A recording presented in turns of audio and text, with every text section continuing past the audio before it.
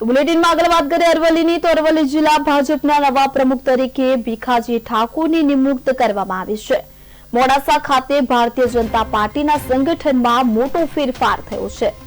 જિલ્લા ભાજપ કાર્યાલય ખાતે બેઠક યોજાઈ હતી। આ બેઠકમાં જિલ્લાના તમામ હોદ્દેદારો અને કાર્યકર્તાઓ ઉપસ્થિત રહ્યા હતા। જિલ્લા સંગઠન ચૂંટણી અધિકારી ફલજી ચૌધરી અને પ્રદેશ ભાજપ મહામંત્રી રજની પટેલ પણ ખાસ ઉપસ્થિત રહ્યા હતા। પ્રદેશમાંથી નક્કી થયા મુજબ અહીંયા અમારા જિલ્લાના જુજારુ અધ્યક્ષ પૂર્વ અધ્યક્ષ આદરણીય રાજુભાઈએ કવર ખોલી અને મારા નામની જાહેરાત કરી છે। ત્યારે હું પ્રદેશ નેતૃત્વ અને રાષ્ટ્રીય નેતૃત્વનો ખૂબ ખૂબ આભાર માનું છું।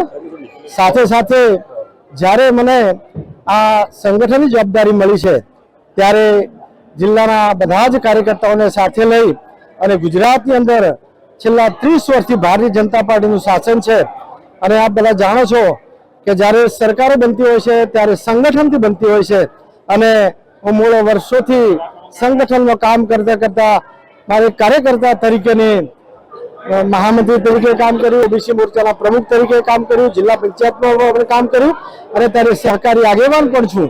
પણ એમાંથી પણ મને જિલ્લા અધ્યક્ષ તરીકે જવાબદારી આપી છે।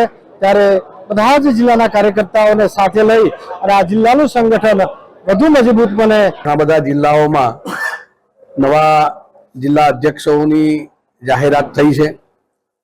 ભારતીય જનતા પાર્ટીની જે બંધારણની વ્યવસ્થા છે એ પ્રમાણે સંપૂર્ણ આંતરિક લોકશાહી સાથે જે નિયમો નક્કી કર્યા હતા એ નિયમો અમારા બંને ચૂંટણી અધિકારીશ્રીઓ ફલજીભાઈ અને મહેશભાઈ દ્વારા અહીંયા સતત ફોલો કરવામાં આવ્યા છે અને આખી પ્રક્રિયા પછી આજે અરવલ્લી જિલ્લાના નવનિયુક્ત પ્રમુખ તરીકે ભીખાજી દુધાજી ઠાકોર એમની નિયુક્તિ થઈ છે। સમગ્ર ગુજરાતમાં જે પ્રકારે ભારતીય જનતા પાર્ટીના કાર્યકર્તાઓ હોદ્દેદારો એ સતત મથામણ કરીને સમાજની વચ્ચે રહીને જે જનાધાર ઉભો કર્યો છે, આગામી સમયમાં ભીખાજીના નેતૃત્વમાં અરવલ્લી જિલ્લો પણ એ જ પ્રકારે આગળ વધે એવી શુભકામનાઓ સાથે એ એમને ખૂબ ખૂબ અભિનંદન। પ્રદેશમાંથી